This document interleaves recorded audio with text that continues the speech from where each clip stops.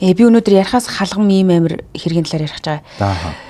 Энэ хэргийг ярихаар манайхан ийм хэрэг болж исэн гэдгийг санаж магадгүй. Яа тэгэхээр энэ тухайн үедээ бүр ингээд үнэхээр бүүн болж исэн юм байна. Гэхдээ би мдээгүй өнгөрчиж тухайн үед одоо яасан ч мэдгүй ямар ч үлээсэн мдээгүй өнгөрчиж. Тэгээд энийг ярих гэдэг гол шалтгаан нь тухайн үед ингээд одоо манайхан чи ингээд нөгөө өстэй сошиалар ингээд бүр аал цаазал дээрээ тулж суулж байгаа л тэгээд сүүл рүүгээ нөгөө нэг яг ямар хэрэг авсны ямар шийтгэл авсны энэ ч тоодгүй те тэгсэгээл мартчихдээ шүү дээ те. Тэнгүүт энэ хэрэг тухайн үед амар их бүүн болж байгаад тэгээд одоо хамгийн гол нь энэ хүмүүс яал шийтгэлээ авцсан байгаа. 2 жил гаруй ингээд шүүхээр явсан юм билээ. Тэгээд яал шийтгэлээ тэгээд эцэст нь ингэ шийтгүүлсэн юм байлээ гэдэг нэг юм одоо нилээ одоо юм хүмүүсийн дунд айхтар юм болж исэн энэ хэргийг сонгож авсан. Тэгээд ярихаас бол үнэхээр хаширж гинэ үү. Тэг яг үнэндээ манай Монголд ийм хэрэгүүд гардаг байсан гэхээр эвлэрхэд амар хэцүү юм байна. Айгүй хэцүү юм байна. За эхлээд би хэрэг ярьчих. Хил зөрчгөрч үндэсний аюулгүй байдал занал хийлсэн гэдэг зүйл анги. Тийм хэргийнх нь одоо категори нь гэдэг юм уу төрлөн тэгж явд юм байна. Ай хөөрхий. Шууд ингээ алхаад хилцэрчэд ороод ирсэн Монгол руугаа. Сайн байцгаана уу? Юуя Entertainment-ийн 417 нэвтрүүлгийн дараагийн дугаар эхлэхэд бэлэн болсон байна. За манай нэвтрүүлгийн хамтран ажиллагчаар Канадын алдартай витамины Jameson брэнд хамтран ажиллаж байгаа. Таны хөдөлгөөний хүч. Таны бүтээлийн эхлэл. Таны өдөр тутмын амар амгалан өдөр бүрийн эрч хүч саруул ухааны их үүсвэр Канадын чанар Jameson Omega. За өдрийн мэнд. За 417 нэвтрүүлэг шүүх цэгийн минь сайт дээр байгаа хэрэгүүдийг яг Монголд болоод аль хэдийн шийдэгдсэн. За зарим хэрэгүүд нь бол магадгүй бас ангачны хэрэг юунууд байгаа, шүүхийн шийдвэрүүд байгаа. Ингээ шүүхийн протоколыг нь би тэр харж агаад тэндээс сэрэмжлүүлэх байдлаа ярьж байгаа. Тий. Тэгээд айгүй сонин хэрэг оллоо. За оллооч байх вэ? Үндэсний аюулгүй байдал занал хийсэн гэдэг ийм одоо тодорхойлолт гэдэг юм англилтай ийм хэрэг байд юм байна. За. Тэгсэн чинь тэр нь бол зөвхөн нэг хил зөрчөөд Монгол улсын хилийг зөрчөхөөр үндэсний аюулгүй байдал занал хийсэн гэдэг ийм хэргийн төрөлд орд юм байна л да. Тийм. Тэгээд нэг ийм хэрэг болсон байна. Энэ хэргийн талаар ярих юм. За. Чи би өнөөдөр ярихаас халгам ийм амир хэргийн талаар ярих гэж байгаа. Энэ хэргийг ярихаар манайхан ийм хэрэг болж исэн гэдгийг санаж магадгүй. Яа тэгэхээр энэ тухайн үедээ бүр ингээд үнэхээр бүүн болж исэн юм байна. Гэхдээ би мдээгүй өнгөрчиж тухайн үед одоо яасан ч мэдгүй ямар ч үлээсэн мдээгүй өнгөрчиж. Тэгээд энийг ярих гэдэг гол шалтгаан нь тухайн үед ингээд одоо манайхан чи ингээд нөгөө өстэй сошиалар ингээд бүр аал цаазал дээрээ тулж суулж байгаа л тэгээд сүүл рүүгээ нөгөө нэг яг ямар хэрэг авсны ямар шийтгэл авсны энэ ч тоодгүй те тэгсэгээл мартчихдээ шүү дээ те. Тэнгүүт энэ хэрэг тухайн үед амар их бүүн болж байгаад тэгээд одоо хамгийн гол нь энэ хүмүүс яал шийтгэлээ авцсан байгаа. 2 жил гаруй ингээд шүүхээр явсан юм билээ. Тэгээд яал шийтгэлээ тэгээд эцэст нь ингэ шийтгүүлсэн юм байлээ гэдэг нэг юм одоо нилээ одоо юм хүмүүсийн дунд айхтар юм болж исэн энэ хэргийг сонгож авсан. Тэгээд ярихаас бол үнэхээр хаширж гинэ үү. Тэг яг үнэндээ манай Монголд ийм хэрэгүүд гардаг байсан гэхээр эвлэрхэд амар хэцүү юм байна. Айгүй хэцүү юм байна. За миний энэ сонгож авсан хэрэг би зүгээр ингээд гайхаад үндэсний аюулгүй байдал занал хийлсэн буюу үндэсний аюулгүй байдлын эсрэг ийм хэрэг гэж аахгүй. Тэгээд энэ хэргийг нэг уншсан чинь за энэ хэрэг нэг за яг ансарыг нь өөрчилж одоогоос нэг 2-3 жилийн өмнө л болсон хэрэг юм байна. Манай урд Говийн аймгийн нэгэнд одоо хил залгадаг. Тий. Тэгсэн ийм хэрэг болжээ. Одоо энэ шүүхийн материал дээр нь бол иймэрхүү юм байгаа байхгүй. За холбогдсон хэргийн талаар гэдэг ингээ шүүхийн протокол нь болохоор за шүүгдэгч нь за 2022 оны гээд оныг өөрчилчихсэн. 2022 оны 11 дугаар сарын 28-ны өдрөөс за 2023 оны 11 дугаар сарын биш 2022 оны 11 дугаар сарын 29 жилжих шөнө 28-наас 11 дугаар сарын 28-наас 29 жилжих шөнө тийм бомтоор явганаар за хилийн торыг явганаар давж Монгол улсын тэд тоод одоо хилийн багны тэмдэгтийн зүүн талаар нь Монгол улсын хилийн торыг давж хилийг хууль бусаар нэвтэрсэн ийм хэрэгт холбогдчихээ. Яаж байгаа юм болоо яана. Цаашгаа гараа явцсан. Үгүй нааша Монгол улсын хилийг нэвтэрсэн. Монгол хил рүү Монгол улс руу хууль бусаар хил нэвтрээд ороод ирсэн. Ийм хэрэг юм байна. Тэгээд Монгол улсын иргэн. Монгол улсын иргэн. За гимт хэрэг үйлдсэн гин буруугийн талаар гэдэг ингээд. За тэгсэн сэжигтэн өөрөө ингэж мэдүүлэх өгсөн байна. За энэ хэргийн сэжигтэн боёо ингээд тухайн үед сэжигтэн байсан. Одоо бол ингээд хэрэг нь одоо шийдэгдээд өөрөө бол ингээд хэрэгээ хүлээгээд Тэгээ ингээд шүүхээс тохирох одоо юу гэдгийг ялж итгэл авсан. За с ิจ гтэн ингэж ярьсан. За би 2022 оны гिचээ. За ингээд 2022 оны 11 дугаар сарын 11-ний өдөр нүүрс тээвэрлэх зорилготой явсан. За тэгээд тэр өдрөө бомбд очсон. Очоод одоо ингээд нүүрсээ тээвэрлээд 11 өдөр Монгол улсын хилээр гараад одоо хятад очсон гэсэн үг шүү дээ. Урд хөршид ингээд нүүрсээ тээвэрлээд очсон. За очоод одоо үеийн нэг зочид буудал байрлсан. Тэгээд тэр буудалд байрлаад байж байгаад өрөөндөө орчоод эргээд нийтийн шүршүүрт ингээд усанд ороод гараад ирсэн чинь өрөөнд нь тавьсан байсан цүнхэн алгуулсан байсан. Их үдий. Тэр жижиг цүнх болохоор дотор нь юу байсан бэ гэсэн чинь хар өнгийн юм жижиг цүнх байсан. Дотор нь миний гадаад пассворд байсан. За ингээд шүдний сойд, сахлын хутга, сахлын машин, ингээд ойр зургийн одоо юу гэдгийг ахуйн хэрэгсэл тэгээд бас гар утас байсан. Тэгээ ингээд цүнхийн маань бүтнээр нь ингээд жижиг ийм гар цүнхийг маань ингээд тулгаалаад аваа ицсэн байсан. Тэгээ өөрөө ингээд хэсэг тэр буудал зочин буудлын тэр хаваар хаагаад баг буудлаа баг бүтэн нэгдсэн.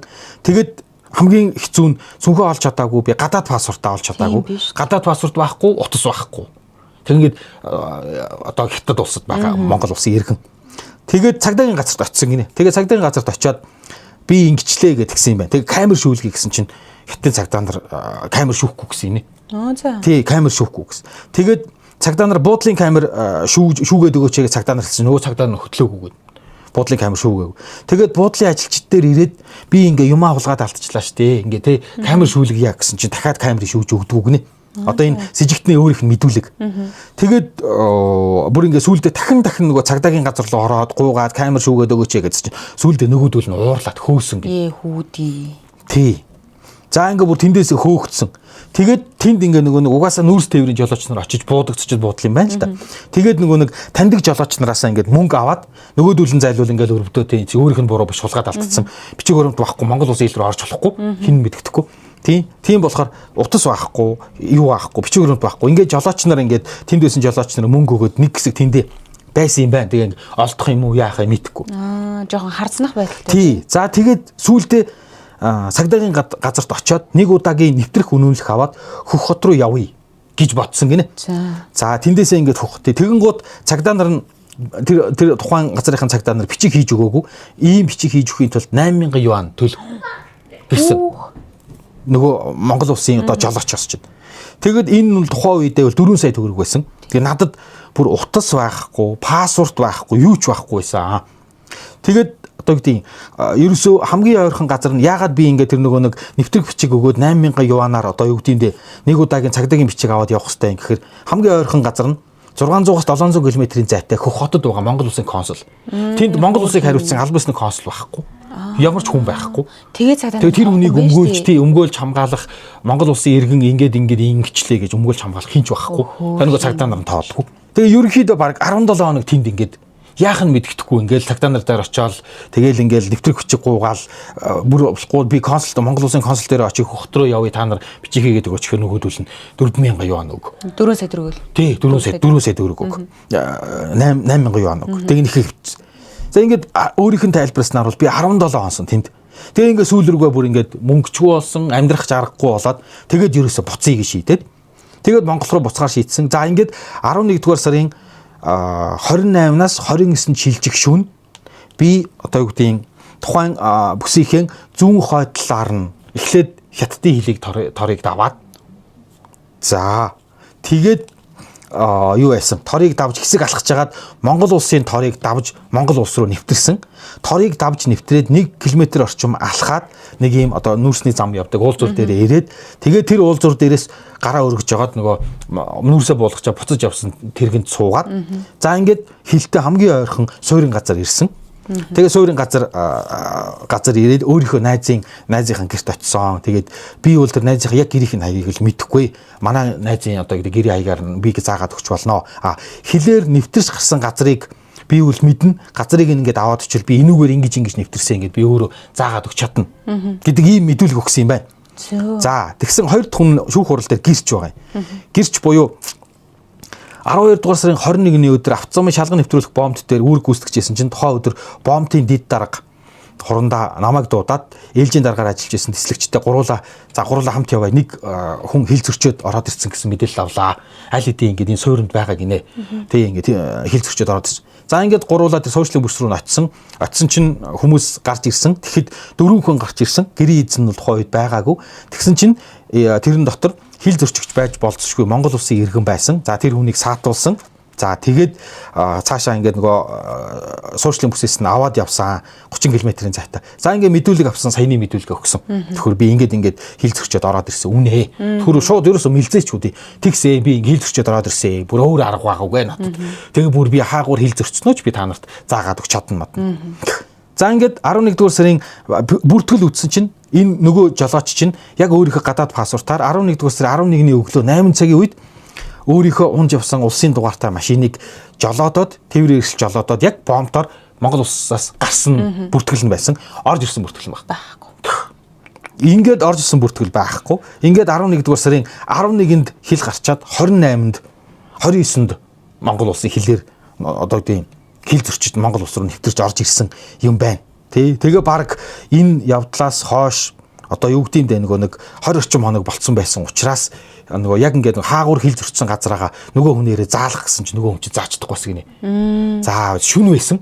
Би ер нь энэ уг нь зааж чадна гэж бодсон чинь би зааж чадахгүй байна гэд. Дээрээс нь яг ингээ хаагуур явс 20 хоногийн дараа 3 удаа цас ороод шуураад явцсан болохоор ямар ч мөр байхгүй.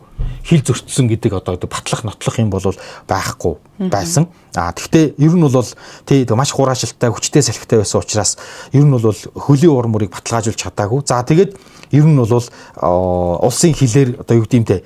За энэ шугамаар ингээд нэвтэрсэн гэдэг л нэг юм баримжаа олж авсан. За ингээд нөхөр бол өөрөө ч гэсэн ингээд нэг би ер нь бол ингээд хил зөрчөөд гарч ирсэн гэдгээ бол хэлээд тэгээд би одоо ямар нэгэн байдлаар өөрийгөө өмгөөлөхгүй Монгол улсын хилийг ингээд туйл бусаар зөрчөөд ороод ирсэн гэдгийг хэлсэн. Энэ дээр бол нэг сүртэй мөрдөн байцаалт бол яваагүй. Ямар ч байсан гэрчийн мэдүүлэг авсан, өөрөө мэдүүлгээ өгсөн. Тэгээд хэрэгээ хүлээсэн.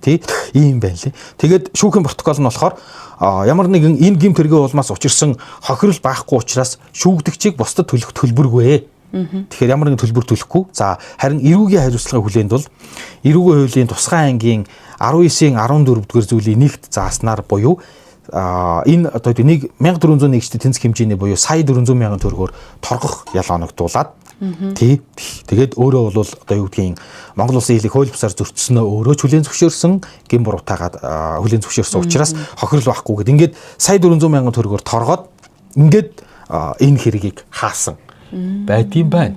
Сони энэ тий. Гэхдээ тэр үнэхээр яг ингээд нэг пассвортын төрөг болчвол хэцүү юм аа тий. Мөнгө авахгүй. Тэр нөгөө жолооч нарт хэлээд яагаад наашаа ингээд мэдээлэл өгөөд тэгээд ингээд цаашаа ингээд наан гараад энд нэг хүн ингээд пассвортгүй ингээд хятад нут гатцсан байна. Ингээд консулоос наашаа хүн явуулаач гэдэг юм уу пассвортыг ингээд явуулаач гэж болоогүй юм бол гэж бод. Гэхдээ өөрөө ингээд цаана гатцсан болохоор пассворт хайцсан байсан гэдэг нь батлах юм байхгүй юм тий. Магадгүй тий. Тэгээд юу ядчил нэг жоохон гордлого байгаадсан баха. Ямар ч үсэн тэнд 17 онсон гэж тийм. Нөгөө жолооч нар зайлуул ингээд хоолонд өгөөл мөнгө өгөөл тэгээ сүүлдээ тийм Монгол хүний хинэггүй зан юм уу зайлуул үнэхээр арганд барагдсан. Шууд шүн хилд өөр алхал хилд аваад ороод ирсэн. Зөө. За нэг ийм хэрэг байна. Тэгээд үндэсний аюулгүй байдлын эсрэг гэмт хэрэг гэж авдаг юм байна. Зөө. За манай нэвтрүүлгийн хамтран ажиллагчаар Канадын алдартай витамины Джеймсон брэнд ажиллаж байгаа. Улирал солигдож байна. Гэр бүлийн гишүүн бүрт зориулсан учраас та яг ямар одоо юутай нэмэлт витамин танд шаардлагатай байна. Тэр болгоныг Джеймсон брэндийн витаминаас сонгоод хэрэглэж болно шүү. За тэгээд магадгүй зүгээр дархлаагаа дэмжмээр байвал тэр чинь бүр ингэж гэр бүлийн гишүүн болгоны билэн шүү дээ тий. Тэр витамин батганы хумсны гэж витамин байт юм биш. Тэгэлгүй яг одоо энэ гараад витамин уудаг гин тий. Бүр хумс урахгүй витамин уудаг гэж байна. Тий хумс уусны витамин хамт ичдэг. Тий нөө кератин идэх чинь. Тий. Тэгээд гэр бүлийн гишүүн болгон зориулсан гэдэг одоо жишээлбэл нөө жирэмсэн болохоор төлөвлөж байгаа эсвэл жирэмсний ихнээс сараад давуудаг эсвэл омега гэх мэтчлийн ингээд төрөл бүрийн эрэгтэйчүүдийн төрөв булчирхаан үйл ажиллагааг дэмжих бүтээгдэхүүн гэх мэтчлээ ерөөсөө. Ямар л витамин, ямар л ийм нэмэлт юм хэрэгтэй тэр болгоныг Джеймсон гаргасан. Угаасаа нэг 100 гаруй жилийн түүхтэй ийм Канадын алдартай брэнд байгаа. Таны хөдөлгөөний хүч. Таны бүтээлийн эхлэл. Таны өдөр тутмын амар амгалан өдөр бүрийн эрч хүч саруул ухааны их үүсвэр Канадын чанар Jameson Omega. Дараагийн рүү оръё. Энэ бол үнэхээр сэрдхийлгэм амар юм билээ. Тэгээд яг тухайн үед бол сошиалаар ийм байна, ямар амар юм бэ гэж шуугаад өнгөрсөн. Гэхдээ энийг ингээд үнэ детальчилж яриад яалтчгүй бид нэр заримдаа нэг иймэрхүү үнэтэй тулгараад бидний зарим нэг нь ийм юм байна гэдгийг хүлээн зөвшөөрөхөөсөр харахгүй юм шиг байна. За. Амар хэцүү. За шүүгдэгч нарын биеийн байцаалт гэж байна. Шүүгдэгч нар гэдэг нь болохоор яг гэр бүл гэж хэлэхэд хэцүү, гэрэлтэй батлуулаагүй хамтран амьдарч байсан хоёр хүн. За шүүгдэгч Монгол улсын иргэн им 1990 оны 7 дугаар сарын 10-ны өдөр Улаанбаатар хотод төрсөн. Бүрэн дунд боловсролтой, гоо сайханч мэрэгжилтэй, эрхэсэн тодорхой ажил байхгүй. За ам бол 3. Тэгээд биеийн эрүүл хэрэг хүлээх чадвартай, Монгол улсаас авсан гавьяа шагнал байхгүй. Харин өмнө нь хулгайн хэрэгээр 2 жилийн ял аваад 1 жилийн тэнсэжсэн ийм ялтай. За нөгөө шүүгдэгч болохоор Монгол улсын иргэнцээ 1985 оны 10 сарын 21-ний өдөр төрсөн Улаанбаатар хотод. Тэгээ бүрэн дунд боловсролтой криминалистикийн шинжээч мэрэгжилтэй. Сонирн багаз. За яг одоо гэмтрэг болсон газар очдог хүн шүү дээ. Хамгийн шинжээч хийдэг хүн. За. Нэг шүүх шинжилгээний үндэсний хүрээлэнд ажилладаг. Ийм хүн байлээ. Тэгээ ам бол 3 биеийн эрүүл хэрэг хүлээх чадвартай, усаас авсан гавьяа шагнал болон яа шийтгэл ерөөсөй байхгүй гэд. За ийм хүмүүс байгаа. За мэдээж бид өөр нөө шүүх цэгмэний энэ олон нийтэд нээлттэй унших байдлаар гаргасан мэдээлэл хүргэдэг учраас эндээс шүүгдэгч нарын нэрийг нь дуртахгүй зөвхөн эхний үсгээр явна. За тэгээд төрсөн онсоор олон хэрэг болсон газрын нэрийг өөрчилсөн. За ийм байна. За тэгвэл энэ хэргийн хохирогч нь 3 нас 11 сартай Ог их охин. 2009 онд төрсөн аав ээж хоёр нь энэ охиныг 2 настай байхад нь салсан юм байна. Яг төрсөн аав ээж хоёр нь. Тэгээд эхэндээ ээж дээрээ байгаад эсвэл заримдаа ингээд нөө ээжийнхаа хөдөө байдаг ээжийнхаа ихчинд буюу нахцындаа ингээд очих байдлаар ингээд байдаг байжгаад аав нь хаяа нэг авдаг байсан юм байна. За ингээд аав гих иргэн шүүгдэгч Цэн 2013 оноос эхлээд иргэн эмтэй хамтран амьдрах болсноор О гэдэг энэ хохирогч охин хойд ичтэй болж байгаа. За энэ хоёр яг ямар хэрэг толбогдсон бэ гэхээр им цэнэр бүлгэлж агаад 2013 оны 2 дугаар сарын 15-ны өдөр өмдөндөө баала өвгөнд орсонгүй гэдэг ийм шалтгаанаар 3-наас 11 сартай О охиныг бие хамгаалж чадахгүй байгааг нь мэдсээрээ жийж онц харгас хэрцгий аргаар зодож санаатаа алсан байдаг. Одоо санаж гин үү? Тий, амар шүүгсэн басан. Бөө юм басан тий. Тэгээд им дангаараа 2012 оны 10 дугаар сарын 2-ноос 13 оны 2 дугаар сарын 14-ний өдрийн хүртэл хугацаанд өөрийн дагвар охин Ог бөөгийн үйл хийж байна гэх нэрийдлэр модон могоогоор байнга зоддог байсан. Будаг арилгаагч шингэнд цацсан. Амар би энэ хэрэг уншиж байгаа. Амар хитрхи ингээд тэгж тэр бүгдийг уншаад яах юм бэ? Бүр зүрх. За тэгвэл ингээд таллаад уншаа заяа. За ингээд ингээд цааш үргэлжлэх юм уу? За тэгээд ингээд хойд ээж нь ингээд одоо юу гэдэг ингээд нэг бол байдаг байсан шүү дээ. Тийм. Ер нь бол тарчлаасан гэж байгаа. Яг хуулийн хэллэгээр бол тарчлал тийм харин тийм. За тэгвэл энэ им цэнэр бүлгэлсэн гэдэг агааз бүлгэлж ямар хэрэг үлдсэн гэхээр талигаач од арцыг 10 будаатай хольж хүчээр идүүлсэн. Амар байгааз аав нь штэ. За ийм хэрэг байгаа. Зүгээр өнгөцгөн ярихад бол ийм зөө. Тэгээ ярихаас үнэхээр амар зүрх шимширч ийн л та. Гэхдээ нөгөө талаас бол бид нар яалтчгүй нэг ингэж ярьж нэг ийм болд юм байна гэдгийг харахгүй бол угаасаа болохгүй юм шиг байна. За насан туршаагүй гэрч одоо гэрчүүдийн мэдүүлгийг эхлээд уншина. За яг яаж энэ хүүхдийг ингэж зодсон, дарамтлсан, дарчлаасан гэдэг байгаа юм бэ гэдгийг гэрчүүдийн мэдүүлгээс харна. Тэгээ зөндөө олон гэрчүүдээс нь тэн дундаас яг 2 гэрчийн мэдүүлгийг нь уншиж өгье. За насан туршаагүй гэрч энэ гэдэг хүний мэдүүлэг байна л да. Гэрт нь очиж хонох үед им талигаач охины байнга зодод зандардаг байсан. Бас им бөө болж байна гэд талигаач дүгнийг модон могоо шиг юмар нуруур зөгтөөг өмсгөлөө өмсөд бөөлөд байдаг. Дүү маань уйлаад айгаад л идэг байсан. Би яагаад зөгч зодоод байгаа юм бэ гэхэд ихийнх нь бузар шингэсэн байна гэж зоддог байсан. Олон удаа онгот нь бууж байна гэд талигаач охиныг тэр модон зүйлээр айгүйх ороолгож зоддог байсан. За заримдаа бүр ингээд чармаа нүцгэн болгож жагаад сүү ингэрлүүн артал руу ингээд цацж байгаа. Тэгээд юу модон юугаар ороолгодог байсан гэж байгаа байхгүй. Тэгэнгүүтээ өөрөө болохоор чи яагаад миний төшөө охины өгөнд орохгүй байна? Ами чин таслын шүү гэж хүртэл нэг явда бөөлж явахдаа 4 настай охин руу хандаж хэлж ийсэн байгаа. Тэр одоо бөө юм уу? Харин амар. За тэгээд дүү маань өмдөндөө баадаг шийдэг бишээ. би лав намайг лав байхад өрөөсөө тийм зүйл хийж байгаагүй. Ана би шээгээд кошоконд суудаг байсан. Харин нэг удаа орондоо бол бүүлдсэн юм аа. Тэр нь яасан гэхээр им ихч арц 10 бодоо хольчихсон. Тэгээ бөө энийг өг гэсэнгээд чи дүүдээ өг гэд энэ гэрч энд өгсөн юм байна. За зан үйл юм биш үү? Бараг л зан үйл юм шиг байгаа. Тэгэнгүүт нь талигаач дүү ана би энийг идэхгүй гэсэн тэр нь амар гашуун юм байсан юм аа. Тэгэнгүүт нь би элсэн чигтээ нариулаад өгсөн гэж хэлж байгаа. Тэгээд цэахыг орой ирэхэд нөгөө арцтай хойсон юмыг бараг идээгүй байсан чи имэгч энийг тэнгэр өгсөн штэ наатахаа идүүлгээд тэгсэн чи цэах за би өөрөө идүүл идэгээ тэр юмыг охиндоо идүүлсэн. Тэгээ тэрнээс болж одоо маань орондоо шээгээд дараа нь бүүлдсэн гэж ярьж байгаа. За тэгээ 2013 оны 1 сарын 15-наас хойш байсан санагдаж байна. Дүүгээ хараад өгөөч өгөнд орохгүй байна гэхээр би яваад ицсэн. Тэгсэн чи 15-аас 17 цагийн үед имэгч цэнхэр могоотой өмсөглөө өмсөөд хингэргээ дилдээд оод өг чармаа нүцэглээд өөрийнхөө өмнө дөрвөн хөллүүлж тонгоолгоо суулгаж хагаад дагшинд надаар сүү хилгээд амандаа болгонгуудаа оод өрөө цацаад тургаад тэгээд ингээд модон могоогоороо зөхиод исэн гэх мэтчлэн имерхүү амар им одоо детальчсан зүйлүүд байгаа юм л да. Энэ мэдүүлгэн дээрээ энэ гэдэг гэрч хэлсэн байгаа. Тэгээд надад аавтайгаа л хамт баймаар байна. Ийм манайтай байхаар цуг байхаар ер нь амар хэцүү байдаг дандаа л намайг зоддог гэж хэлдэг байсан гэдэг ийм насанд хүрээгүй гэрчийн мэдүүлэг байна. За тэгвэл насанд хүрсэн гэдэг энэ гэрчийн мэдүүлэг байгаа байхгүй юу? Эдгээр нөгөө нэг юм хуршууд юм шиг байгаа. Тэгээ 10 сарын 28-нд ажлаа тараад 16 цагийн үед гэртээ ирсэн чи цэгийн өрөөнд хүүхэд үлээд ахаар нь яваад орсон чинь нүүрний пудр шингээч гэдэг юм цацдаг юмар оогийн нүд рүү цацсан. Нөгөө охин нүдрөөгөө пудр шингээд цацуулсан болохоор ч одоо нүдэ анах гэхээр нь им загнангуудаа яах гээд байгаа юм бэ наа нүдэ нэ гэд ингээд уурлаад загнаад ахаар нь би өмөрсөн гэж байгаа юм. За. Чи яаж байгаа юм бэ хүүхдээ гэж хэлээд оог өөрийнхөө өвөр дээр аваа суулгаад нүдийг нь би арчуураараа арчиж өгсөн. 3 настай хүүхдийн санаанаас гарахгүй санаатай их шигээ зэвэн хүүхд байгаа юм гэд чихүүцсэн маягтай оороо хараад ингээд бүр ингээд хараагаад ахаар нь би охиныг өрөвдөөд гэрлөөгөө авч орсон гэдэг ийм одоо зөндөө олон гэрчийн мэдүүлэг байгаагаас ямар ч байсан энэ хоёр гэрчийн мэдүүлгийг нь уншиж өгье гэж бодсон. Тэгэхээр ямар амар харгас үйлдэл хийдэг байсан гэрчүүдийн мэдүүлгээр ингээд тодорхойлж байгаа байхгүй. За тэгээд хохирогч буюу талигач охины төрсөн ээжийнх нь мэдүүлэг байна л да.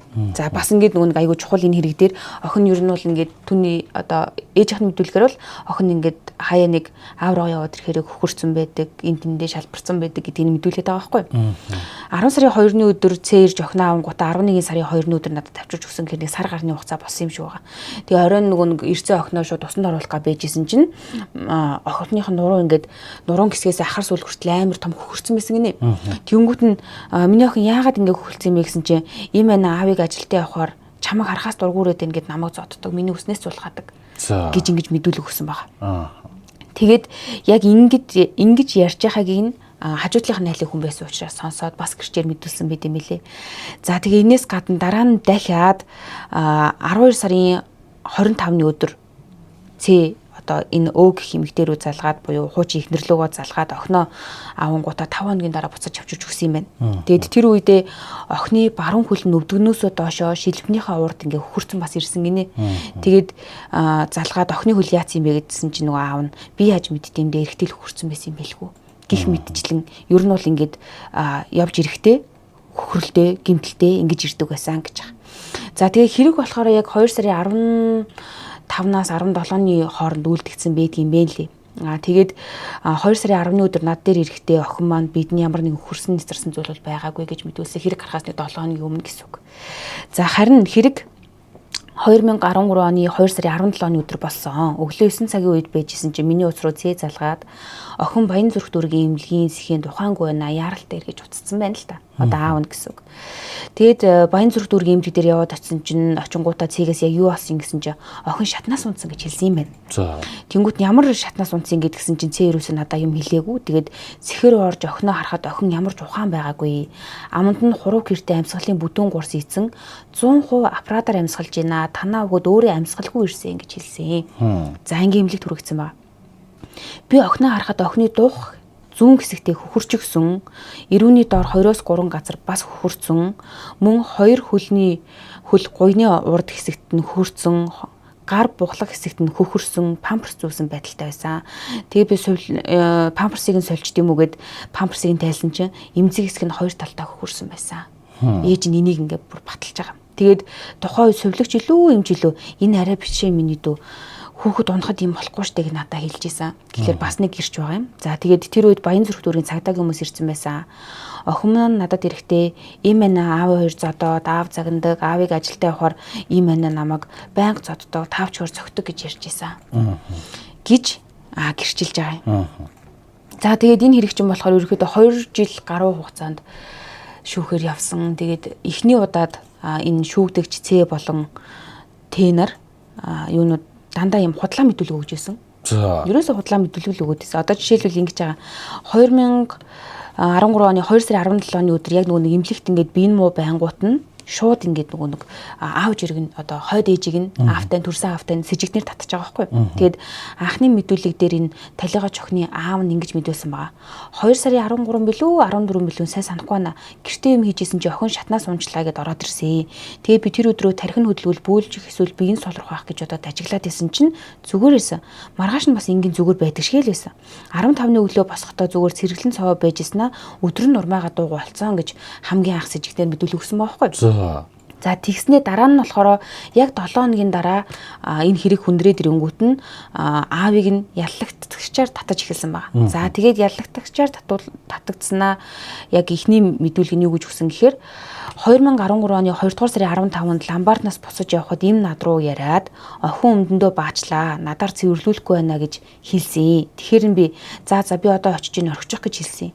Тэгээд утсаараа очиж байгаа дарсыг чи хуулаад өгнө гэсэн мессеж би одоо бичсэн ингэж байгаа байхгүй. Одоо энийг ясандаа эхнэрийгээ тайвшруулах гад ч юм өөрөө бол тайвшруулах гад л гэж хэлж байгаа юм л та.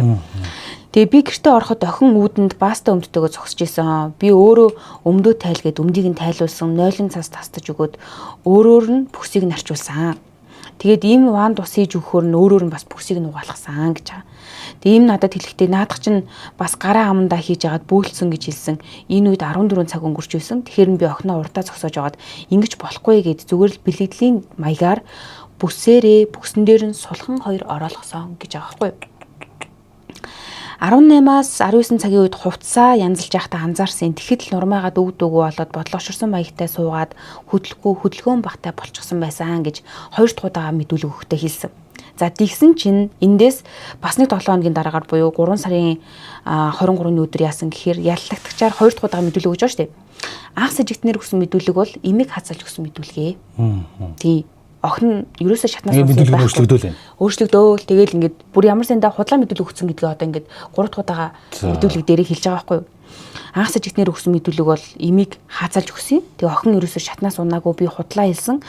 Намайг Ламбарднаас ирэхэд охин уйлжсэн зогсож исэн гэд. Өөрөөр хэлэх юм бол энэ хоёр охиныг хүүх нийц болтол нь зодчоод энэ хоёр ч юм уу хойд ээж нь ч юм уу тэгээ хүүх нийц болтол нь зодчоод тэгээд охиныг шатан дээрээс унсан гэж нойр ээлж дараагаар хоорондоо тохиролцоод үгсээд худлаа мэдүүлсэн байгаа юм. Тэгээ ер нь энэ хоёр яг ямар харилцаатай юм болоо, яасан юм болоо гэд ингээд мэдүүлгээс нь харсан чинь им гэдэг энэ эмэгтэйтэй 2013 онд одоо танилцчих л дээ. Тэгээд надтай хамт амьдарч байхдаа бөөгийн зан үйл ерөөсөө хийж байгаагүй маа. Тэгснэ нэг удаа гинтл би амар чадaltaй бөө. Би онготоо аваад 10 жил болж байна. Одоо чи бас онготоо ав гэд надаар бөөгийн зан үеийн зүйлс бэлдүүлсэн гэж байгаа.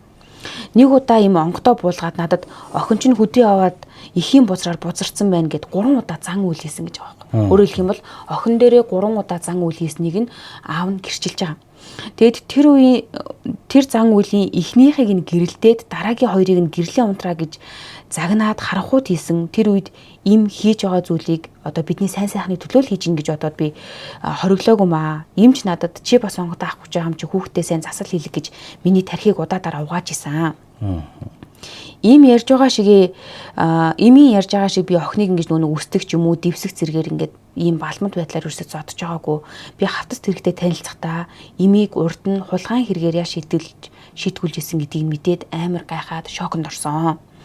Мөн айлаас гуруулаа гэж надаа хэлжсэн нэмэгдээд ах хичээсээ гадна доороо 2 дүүтэй болж таарсан, нас урсан гэдэг их чинь хүртэл амьд байхаар нь би амар гайхсан. Ийм хүнд охиноо даатгалж үлдээсэндээ би амар харамсаж байна. Буюу одоо хамт амьдарч исэн энэ хүн айгуул худалч эмхтэл болж таарсан юм байна л да. За гих мэдчлэн энэ хоёрын мэдүүлэг бол хоёулаа амар одоо ихний байдлуудаараа дандаа ингэж худлаа юу яаж исэн. Эхлээд винийгээ өмгөөлж яснаа сүүл рүү одоо ингээд эрэгтэй эмэгтэйгээ ингээд Тэгээ ер нь бол ийм худалч эмхтэй байсан юм байна. Тэрийг би хожуу мэдлээ харамсаж байна гэж байгаа байх тий.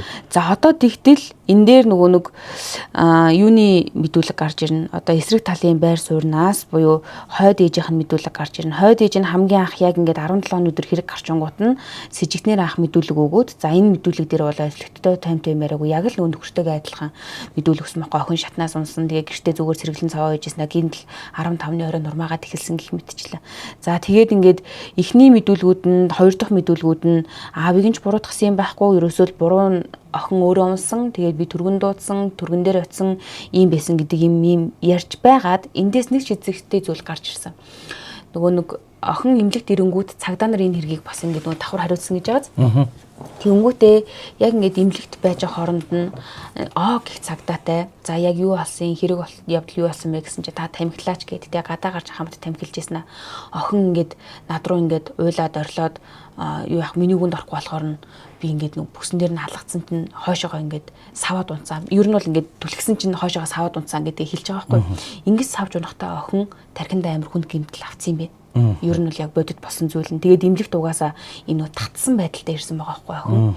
Тэгээд эмчилгээ хийлгэж жагаад эхлээд Баян зүрх дүүргийн эмнэлэгт эмчилгээ хийлгэж жагаад тэгээд дараа нь гэмтэл рүү шилжүүлээд эмчнэр гэмтэл рүү шилжүүлгээд тэг гэмтэл дээр очисон чи ядж яхад нь охиныг ингээд нөгөө бүр эмнэлэгт хэвтүүлээд дэлгэрэнгүй томографийн зураг авах гэсэн чинь энэ хоёр мөнгөгүйгээсээ болоод томографийн зураг авахгүйгээр охиныг гэрлөө нь аваад явцсан байгаа.